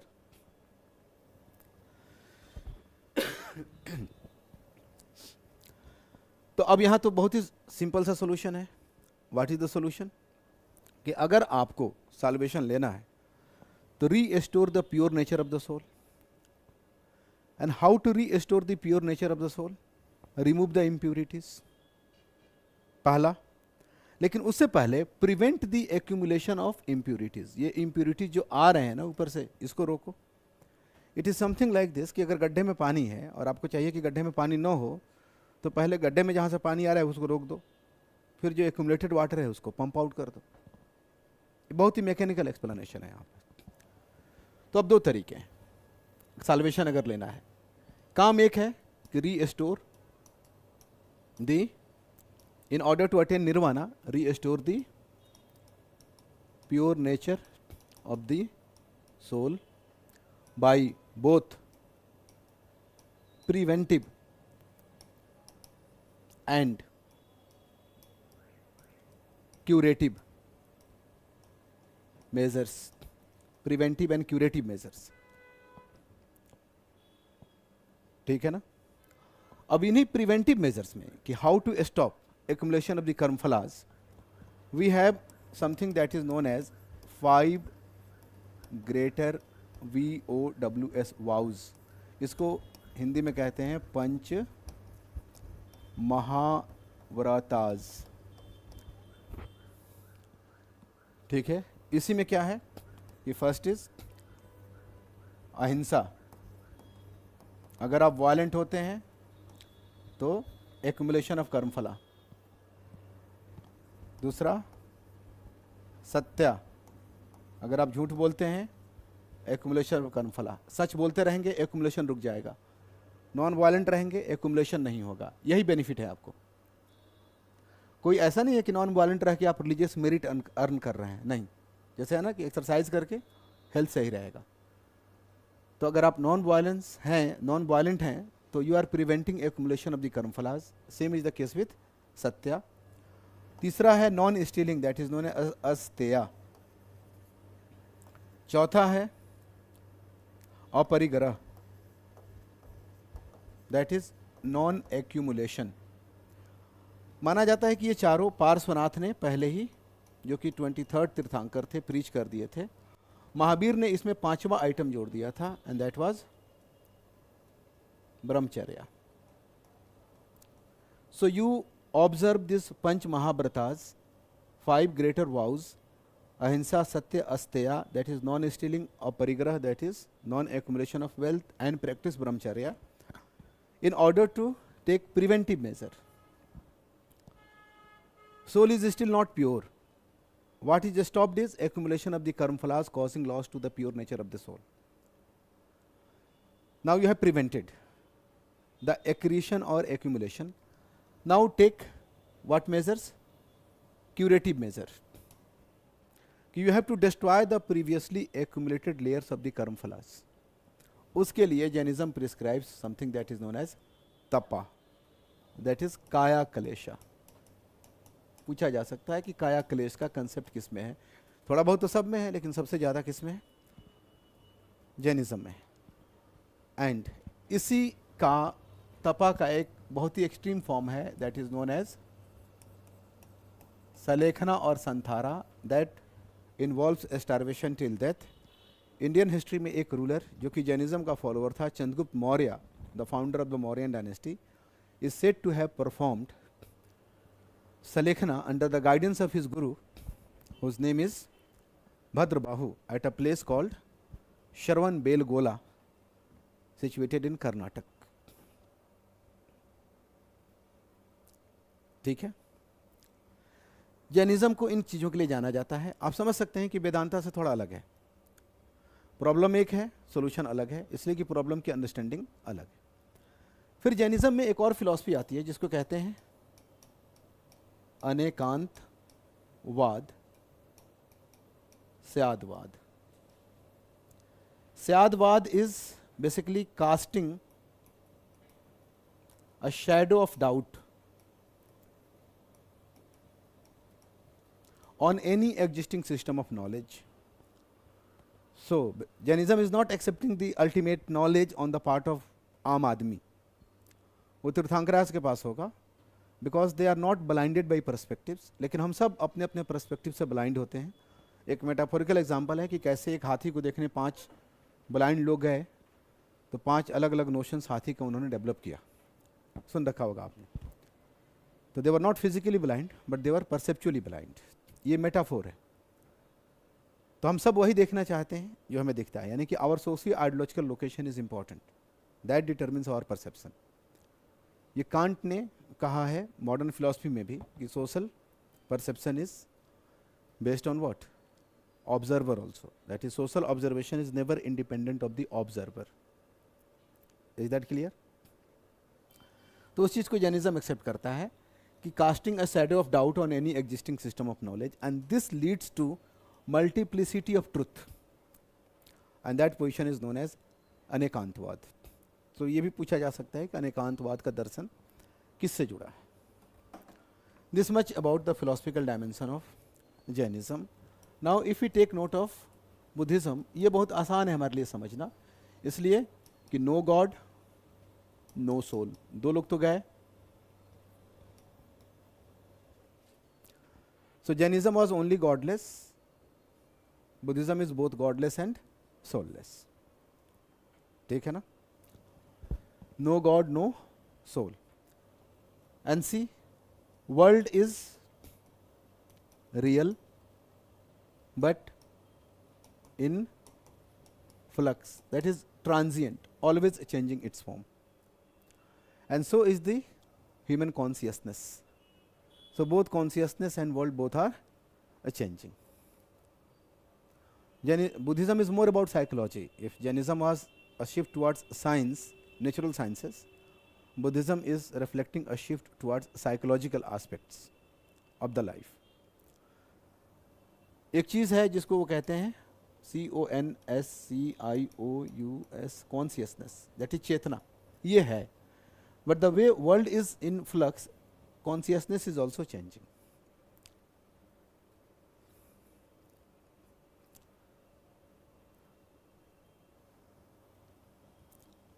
No God, no soul, world is real but in flux, consciousness is changing. ठीक है, अब सवाल यह है कि worldly experience दुख का तो इसी कॉन्शियसनेस में होगा। जहाँ हर चीज़ बदल रहा है वहाँ लाइफ का ऑब्जेक्टिव क्या रखा जाए, तो रखा इन्होंने जिसको कहते हैं निब्बाना और nirvana. See the word is same जो जैनिज्म में है, लेकिन concept is already all together different. In Jainism nirvana was stopping the transmigration and thereby the cycles of birth and death and attaining nirvana, that is freedom from worldly experience. यहाँ पर क्या है कि निर्वाणा एक साइकोलॉजिकल स्टेट है, इसके लिए मरना जरूरी नहीं है। Nirvana is a psychological state which can be reached, reachable even during the lifetime. जीते हुए यहाँ पहुँच सकते हैं। लोगों को देखा होगा ना, लोग कहते हैं जीते जी मर गए हैं, कुछ इस तरह के लोग। reachable during the lifetime, इसको कहते हैं nirvana in FLESH, nirvana in flesh. So world is in flux, nirvana in flesh. And nirvana is a psychological state that can be reached by anybody, आपको स्पेशल होने की जरूरत नहीं है, it can be reached by anybody relying upon personal strength और abilities called परिमिताज।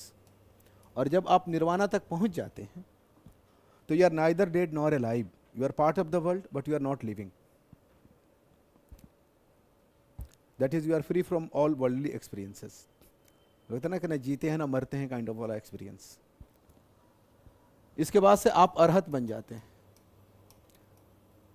लेकिन निर्वाणा के साथ एक और चीज जुड़ा हुआ है, जब आप इस स्टेज पे पहुंचते हैं तो कहा जाता है कि that is extinction of the flame of desires. अभी इतना ही हुआ है, अभी कुछ काम बाकी है।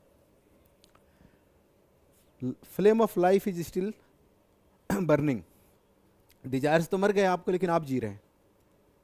सो देयर इज ऑल पॉसिबिलिटी कि आप मरें तो आपका पुनर्जन्म हो जाए, तो फिर आपको तृष्णा मारनी पड़ेगी।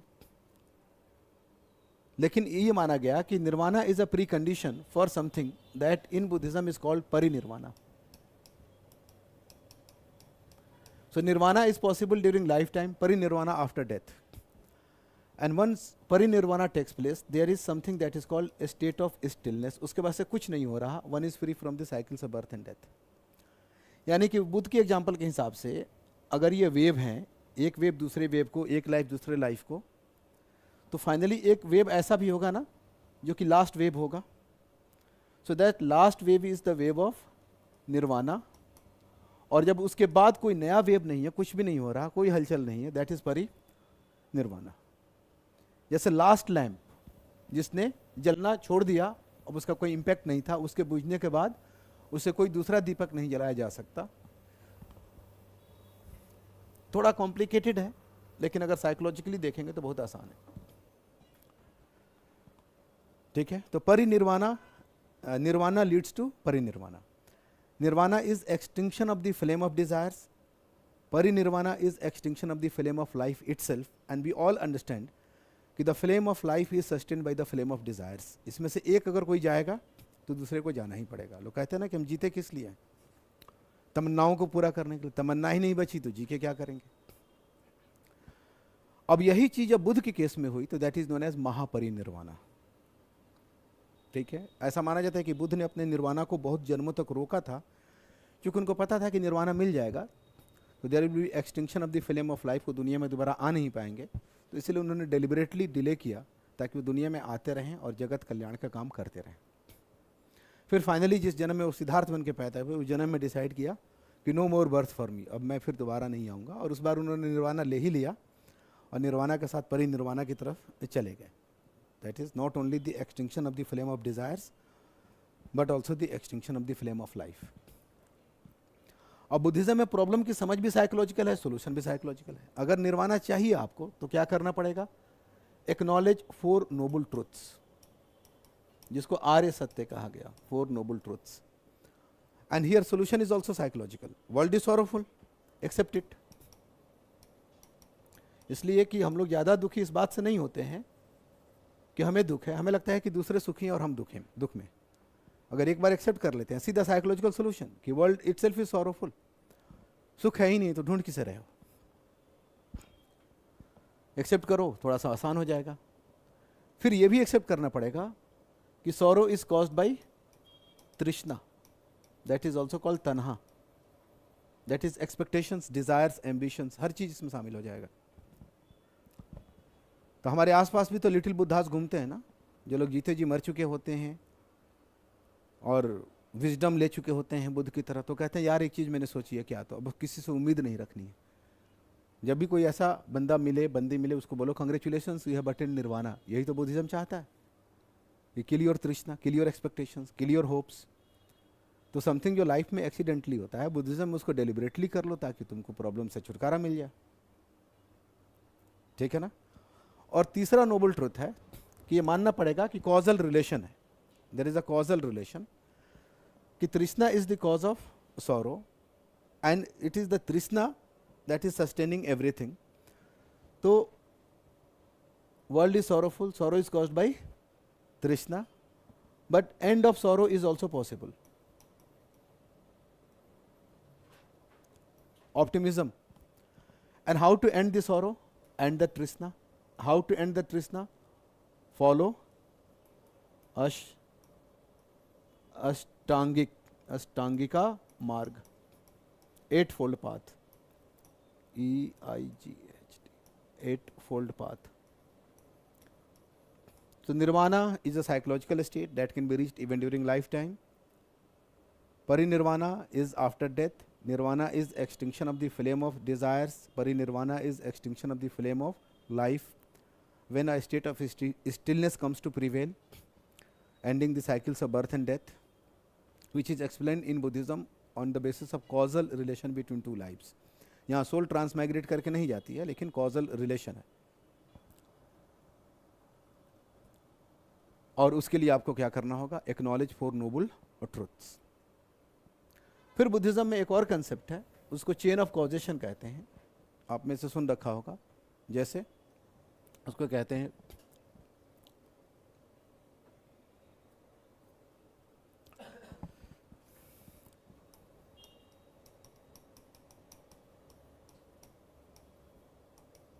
प्रतित्य समुत्पाद या पतीच समुत्पाद. तो इफ जैनिज्म में अनेकांतवाद एंड स्यादवाद स्पेशल पोजीशंस हैं, बुद्धिज्म में ये क्या है? स्पेशल पोजीशन है. और ये क्या है? Chain of causation. बस इतना जानो.